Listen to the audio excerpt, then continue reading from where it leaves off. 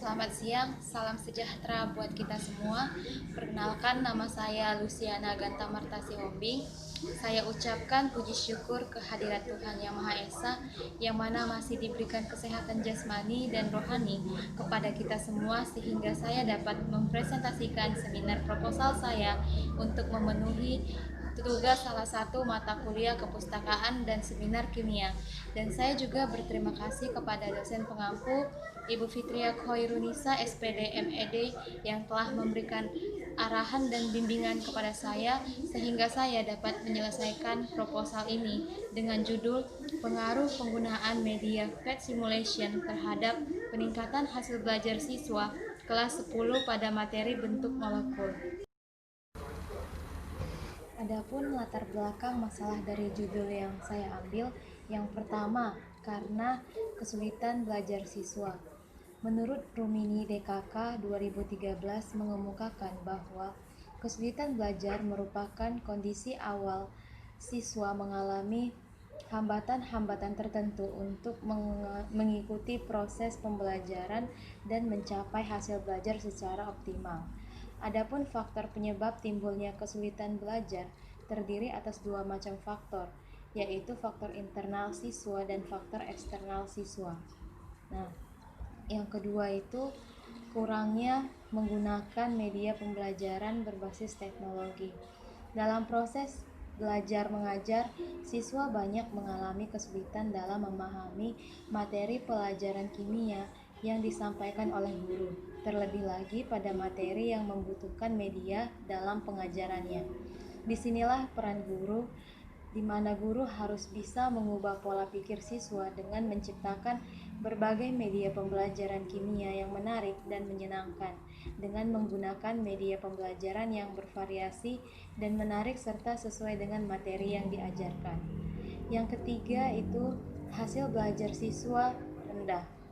Nah, menurut Nana Sujana 2019, hasil belajar siswa pada hakikatnya adalah perubahan tingkah laku sebagai hasil belajar dalam pengertian yang lebih luas, mencakup bidang kognitif, afektif, dan psikomotorik. Nah, solusinya dengan digunakannya media pembelajaran PET simulation membuat siswa seolah-olah dapat melihat langsung konsep bentuk molekul yang dijelaskan tanpa perlu membayangkan bentuknya dan cenderung menghafal bentuk molekul yang ada di dalam buku kimia, sehingga dapat meningkatkan pemahaman siswa tentang konsep bentuk molekul. Selanjutnya rumusan masalah. Nah, rumusan masalah di sini, apakah ada pengaruh penggunaan media PET simulation terhadap peningkatan hasil belajar siswa pada materi bentuk molekul di kelas 10 SMA Negeri 5 Tanjung Pinang? Nah, selanjutnya tujuan penelitian. Tujuan penelitian ini untuk mengetahui pengaruh penggunaan media PET simulation terhadap peningkatan hasil belajar siswa pada materi bentuk molekul di kelas 10 SMA Negeri 5 Tanjung Pinang. Landasan teori. Nah, yang pertama hasil belajar. Purwanto 2000 mengatakan bahwa hasil belajar untuk mengukur tujuan yang telah diajarkan atau mengukur kemampuan peserta didik setelah mendapatkan pengalaman belajar suatu mata pelajaran tertentu. Yang kedua, media pembelajaran. Media pembelajaran sangat dibutuhkan dalam menunjang sebuah pembelajaran yang efektif agar dapat mendukung tingkat prestasi siswa dan mencapai tujuan pendidikan. Nah, yang ketiga, PET simulation. PET simulation ini dapat bermanfaat untuk menghubungkan antara fenomena kehidupan nyata dengan pelajaran, memberikan umpan balik dan menyediakan tempat kerja yang kreatif.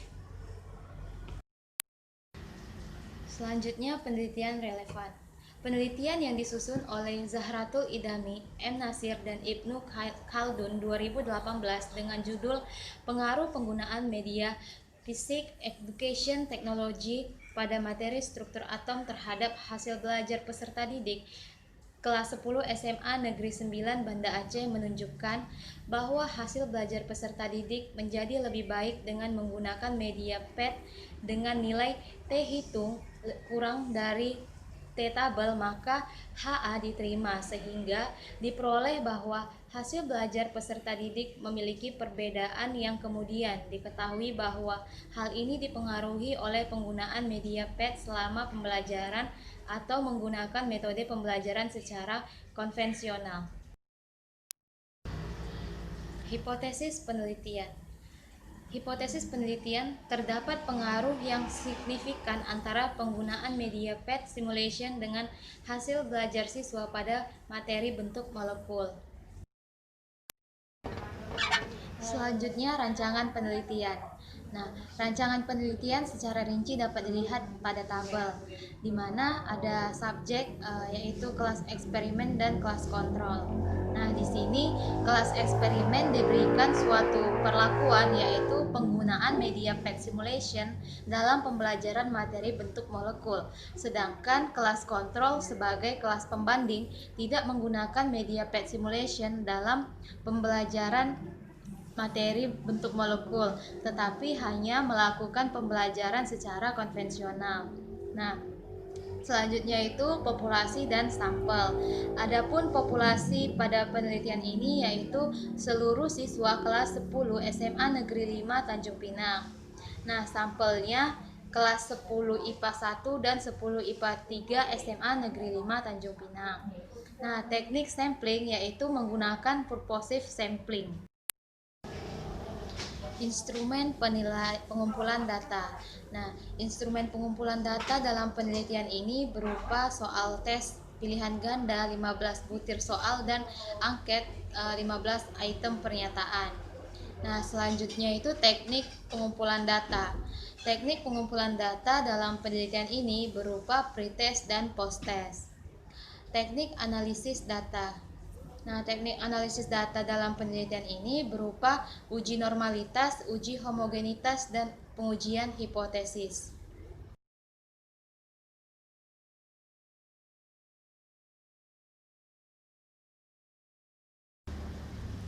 Demikian presentasi seminar proposal saya. Terlebih terkurang saya mohon maaf.